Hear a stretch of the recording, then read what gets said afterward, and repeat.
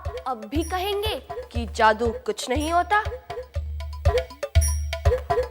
जादू से ही तो दुनिया घूमती है और जादू से ही तो ये बॉल मेरे इशारों पर इधर उधर नाचती है। अब मैं कहूंगी लेफ्ट तो बॉल लेफ्ट में, और मैं कहूंगी कि राइट तो बॉल राइट में। ये सब मेरा कमाल है क्योंकि मैं हूं एक महान जादूगरनी। जादूगरनी, अब बस भी करो। बॉल को नचा रहा था मैं और सारा क्रेडिट ले रही है ये। आहा, ना ये ना मैं। बॉल को तो नचा रही थी ये वैक्यूम क्लीनर की हवा। वैक्यूम क्लीनर की हवा मतलब Bernoulli's principle. Bernoulli's principle, physics का वो नियम जो इस बॉल को भी नचा रहा है। तेज चलती हवा या द्रव्य के पास दबाव कम हो जाता है, आसपास की हवा उस तरफ बढ़ती है, इससे बनता है एक ऊपरी उछाल। ये नियम एरोप्लेन्स की उड़ान पर भी लागू है और पक्षियों को भी यही उड़ाता है। बर्नौलीज प्रिंसिपल, इसे हमेशा याद रखें, बड़े काम का है। भाई अब जब पोल खुल ही गई है तो आप भी हमेशा याद रखिए, होता नहीं कुछ जादू टोना, क्योंकि साइंस से भरा है कोना कोना। और कोने कोने में छिपी साइंस का सिर्फ एक सच है। हर बात का कोई ना कोई कारण और हर सवाल का कोई ना कोई जवाब, जिनको ढूंढकर हम ले आए हैं आपके पास। जी हाँ, ढेर सारे सवालों के ढेर सारे जवाब लेकर, एक और रिस्पॉन्स स्पेशल के साथ।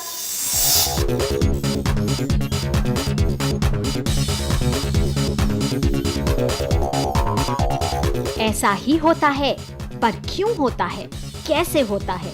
आपके बहुत सारे केतरी मतलब सवाल हमें मिल रहे हैं। बहुत से सवालों के जवाब आज एक बार फिर एक बहुत ही स्पेशल एपिसोड में, क्योंकि ऐसा ही होता है।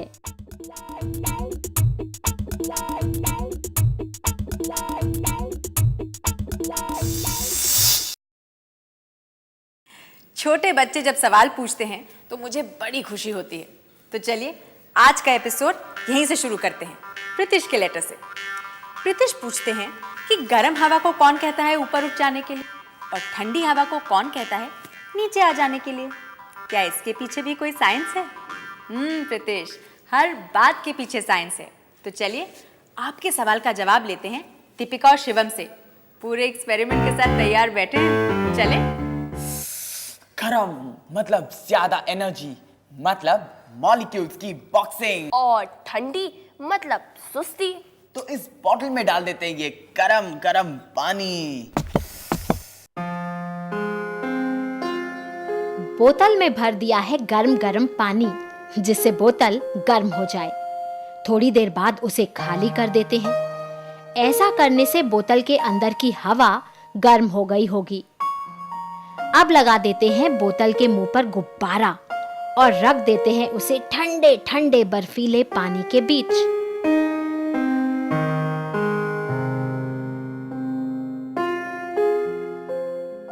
बर्फ ने बोतल के अंदर की हवा को कर दिया ठंडा।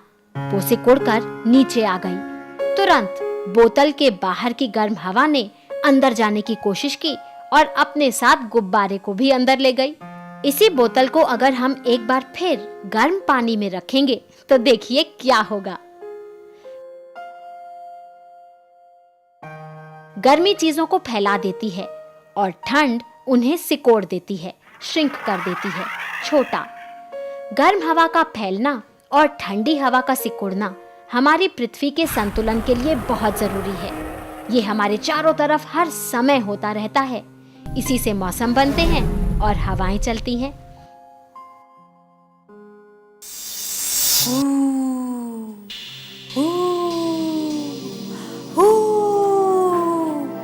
रात होती है, अंधेरा होता है और ये बोलते हैं। हम कहते हैं रात को बहुत अंधेरा है और इनके लिए दिन में बहुत रोशनी है। हम सोते हैं और इनके लिए होता है जरूरी जागना।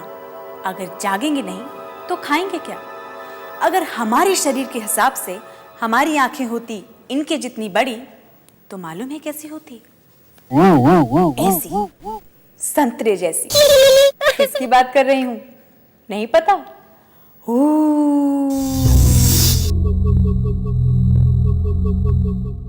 उल्लू की आंखें बनी ही रात के अंधेरे में देखने के लिए हैं।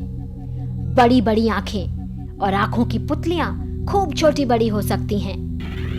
उल्लू की आंखें ज्यादातर सभी दूसरे पक्षियों की आंखों से बड़ी, इतनी बड़ी कि उनको जगह पर रखने के लिए चाहिए सहारा। वो ज्यादा इधर उधर नहीं घूम पाती, पर उल्लू अपनी गर्दन 270 डिग्री घुमा सकते हैं। दोनों आंखें एक दूसरे से अलग काम कर सकती हैं। मतलब हो सकता है कि एक आंख की पुतली कम रोशनी में देखने के लिए फैल जाए और दूसरी रोशनी में देखने के लिए हो जाए छोटी, वो भी एक ही समय पर।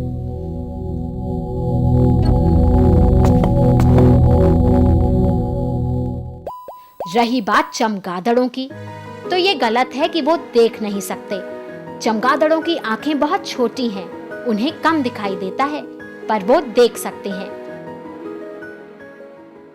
उनके लिए ज्यादा काम की है सुनने की शक्ति, एकोलोकेशन, जो सोनार की तरह काम करता है। चमगादड़ उड़ते समय एक बहुत ही हाई पिच आवाज निकालते हैं। ये फ्रीक्वेंसी हम नहीं सुन सकते, लेकिन जब ये साउंड वेव्स किसी चीज से टकराकर लौटती हैं, तो चमगादड़ इस गूंज को सुन लेते हैं और इस एकोलोकेशन से रास्ता और खाना दोनों ढूंढ निकालते हैं।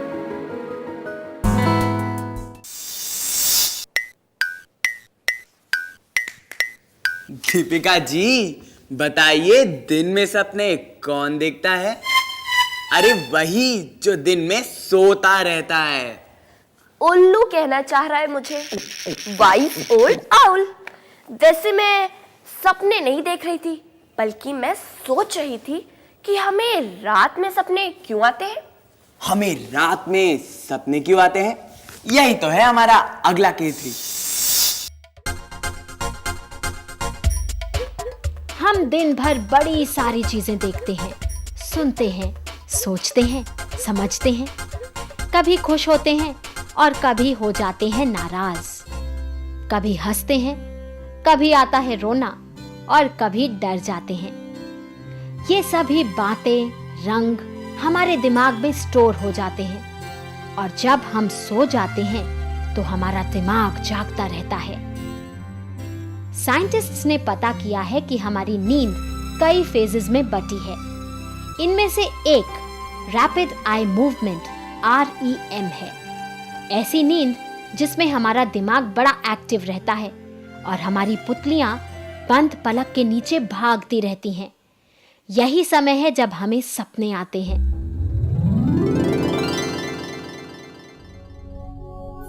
हमारे दिमाग में स्टोर्ड इंफॉर्मेशन और भावनाएं मानो प्रोसेस होती हैं और सपनों में दिखती हैं। साइंटिस्ट्स कहते हैं कि इन्हें, मतलब इन इलेक्ट्रिकल चार्जेस को हम रिकॉर्ड भी कर सकते हैं। हर किसी को सपने आते हैं, कभी अच्छे कभी बुरे। वैसे सपनों पर रिसर्च अब भी चल रही है, लेकिन हम तो आपसे यही कहेंगे, हैप्पी ड्रीम्स, अच्छे अच्छे सपने देखिए।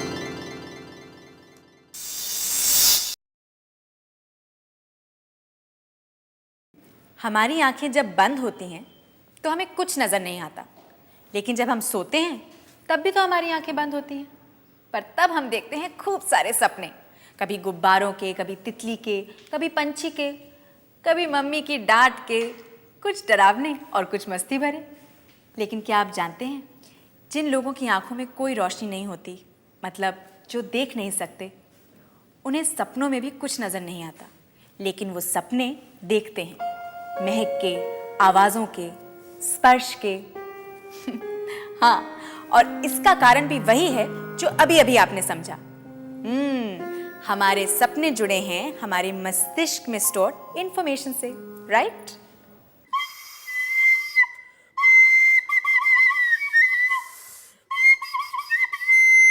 दीपिका बस बस बस करो। अरे दीपिका बस करो। अरे पुष्पिंदर कुमार शर्मा जी, ये सब आपके ही सवाल की सजा है। बंदर क्या जाने अदरक का स्वाद। अरे बंदर क्या, भैंस भी कह लो।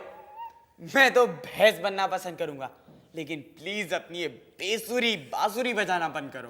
बेसुरी?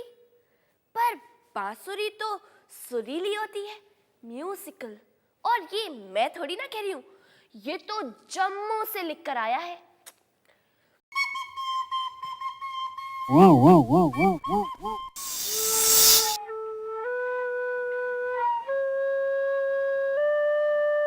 बांसुरी एक विंड इंस्ट्रूमेंट है, सांसों को सुरों में बदलने वाला एक वाद्य यंत्र।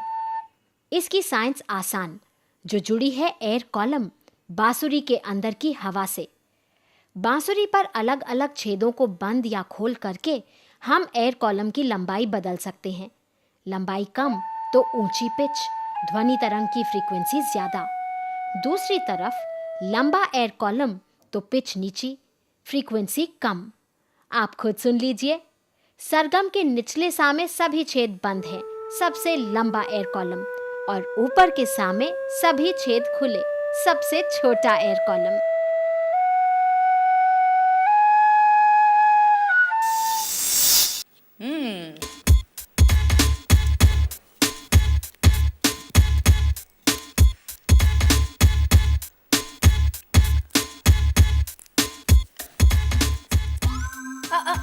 शुभम जैन ग्वालियर से देख रहे हैं ना? आपने ही कहा था आपको एक्सपेरिमेंट्स दिखाएं ताकि आप अपनी असेंबली में इन्हें दिखा सकें। तो तैयार हैं? चलिए।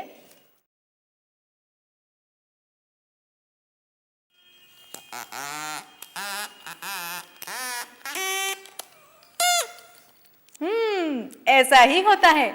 और ऐसा क्यों होता है ये तो आप समझ ही गए होंगे। लेकिन शिवम और दीपिका पानी में बॉल्स क्यों डाल रहे हैं?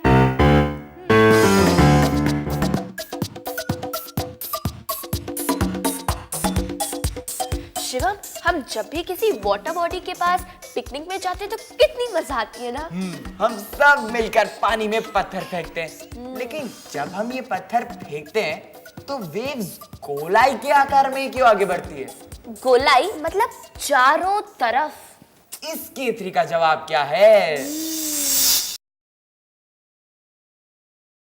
पानी में फेंका गया पत्थर उस जगह के पानी के मॉलिक्यूल्स को धक्का देता है। अब ये ढकेले गए मॉलिक्यूल्स अपने पड़ोसी मॉलिक्यूल्स को धक्का देते हैं और खुद अपनी जगह पर लौट आते हैं। ये सिलसिला चलता रहता है चारों तरफ। हर धक्के के साथ ऊर्जा थोड़ी कम होती जाती है, इसीलिए लहरें केंद्र से दूर होती जाती हैं और हल्की पड़ती जाती हैं। ऐसा तब तक होता है जब तक उस धक्के की ऊर्जा खत्म नहीं हो जाती। हर तरंग ऐसे ही बनती है और खत्म होती है, फिर चाहे वो हवा में हो या द्रव्य में। माध्यम अपनी जगह ही रहता है और सिर्फ ऊर्जा आगे बढ़ती है।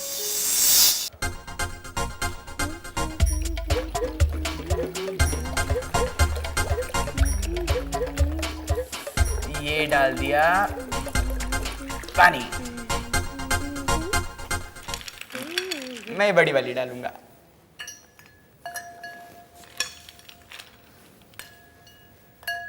सॉलिड्स ठोस होते हैं, उनकी डेंसिटी ज्यादा होती है। इसका मतलब ये है कि सॉलिड्स लिक्विड से ज्यादा घने होते हैं।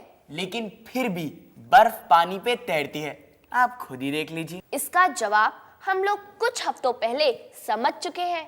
चलिए एक और बार समझ लेते हैं। हम लोग कुछ कंफ्यूज्ड हैं। मुंबई के अमेर आने के साथ हम भी पानी और बर्फ के इस चक्कर को जान लेते हैं। पानी में कोई चीज तब तैरती है जब उसकी रिलेटिव डेंसिटी, घनत्व पानी से कम हो। लेकिन ठोस बर्फ की डेंसिटी पानी से कम कैसे हो सकती है? बर्फ पानी में डूबती क्यों नहीं? इसका जवाब छुपा है पानी के मॉलिक्यूल में। 2 हाइड्रोजन एटम, 1 ऑक्सीजन एटम, एक तरफ पॉजिटिव चार्ज, दूसरी तरफ नेगेटिव। इसलिए पानी का बाइपोलर मॉलिक्यूल अजब है। पानी 100 डिग्री सेंटीग्रेड पर उबलता है और 0 डिग्री सेंटीग्रेड पर जमकर बर्फ बन जाता है। जैसे जैसे पानी ठंडा होता है उसके मॉलिक्यूल्स सिकुड़ते हैं और उनकी ऊर्जा कम होती जाती है। पानी के मॉलिक्यूल्स कम जगह घेरने लगते हैं, लेकिन जैसे ही तापमान 4 डिग्री सेंटीग्रेड के नीचे जाता है, पानी के मॉलिक्यूल्स फैलना शुरू कर देते हैं और ज्यादा जगह लेते हैं। ये फिजिक्स के सारे नियम तोड़ता है और इसीलिए इसे एनॉमलस एक्सपेंशन ऑफ वाटर कहते हैं। इसी के कारण बर्फ पानी में तैरती है, ना कि डूब जाती है। ये हमारी पृथ्वी के लिए बड़े काम का है, हमारी वाटर साइकिल के लिए बहुत जरूरी। हम जब बात नहीं मानते, रूल्स ब्रेक करते हैं तो हमें पड़ती है डांट और कभी कभी टैंग टैंग। लेकिन जब पानी रूल्स ब्रेक करता है, नियम तोड़ता है, तो हम शुक्र मनाते हैं, क्योंकि ये हमारे लिए है बहुत इंपॉर्टेंट। अंतरिक्ष, स्पेस, कई ऐसे रहस्य जिनके बारे में हमें अभी तक कुछ नहीं मालूम, लेकिन कई ऐसे सवाल हैं जिनके जवाब हमें पता है। जैसे कि विनय महेश जी ने पूछा है। उनका सवाल है मार्स के बारे में। पूछते हैं कि मार्स लाल क्यों है? 1 मिनट बताती हूँ।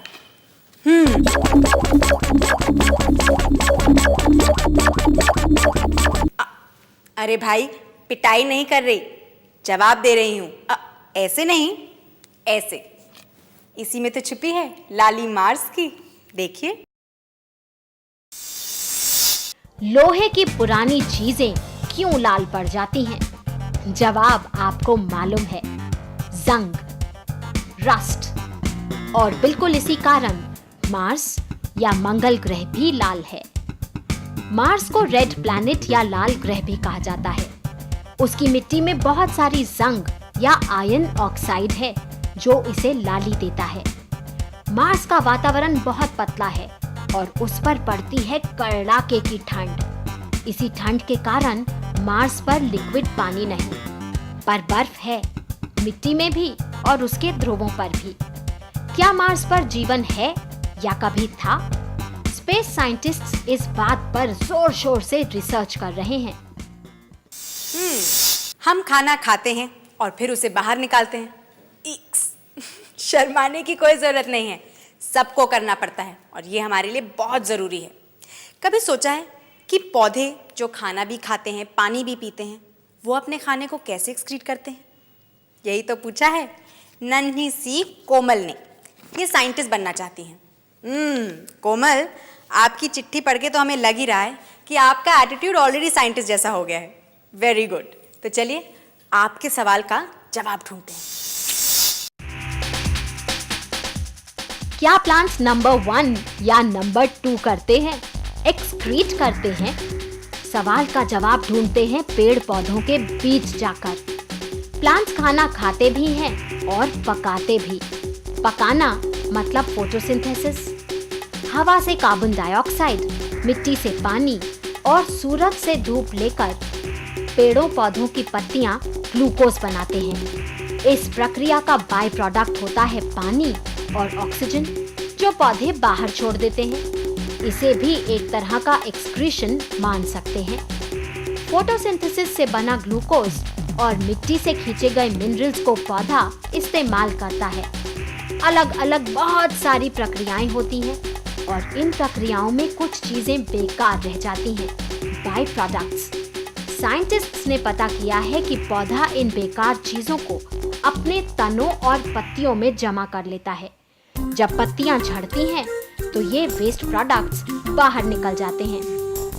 इसीलिए पत्तियों के झड़ने को भी एक तरह का एक्सक्रीशन मान सकते हैं हम। इमेजिन करिए, अगर प्लांट्स भी हमारे ही तरह नंबर 1 और नंबर 2 करते तो क्या होता? शिवम की इमेजिनेशन भी गंदा है। अरे इसमें गंदा क्या है? It's a call of nature. और वैसे भी सर आइंस्टाइन ने खुद ही कहा था, नॉलेज से भी बढ़कर है इमेजिनेशन। तो इमेजिनेशन को उड़ाते हैं, नॉलेज को बढ़ाते हैं। लेकिन इस छोटे से ब्रेक के बाद आज हमने कोरल से लेकर बड़े बड़े आंखों वाले उल्लुओं की भी बात की है। अंतरिक्ष से लेकर सपनों की दुनिया में पहुंच गए थे हम आज। सपनों की दुनिया, अरे वो भी बड़ी ही मजेदार है। अरे लेकिन अगर आप सोचे कि छोटी छोटी चींटियों को भी सपने आते हैं। नहीं, बिल्कुल नहीं। इस पर कोई रिसर्च तो नहीं हुई है, लेकिन जवाब एकदम सही है। क्यों? क्योंकि सपने तो उसी को आएंगे ना जो सोएगा। बिल्कुल सही बात है, चींटियां सोती नहीं, और ये भी एक साइंटिफिक फैक्ट है। तो ऐसी ही बड़ी मजेदार बातों के लिए मिलते रहिए हमसे हर हफ्ते, इसी जगह इसी वक्त, क्योंकि ये साइंस की दुनिया है और यहाँ ऐसा ही होता है। बाय। ऐसा ही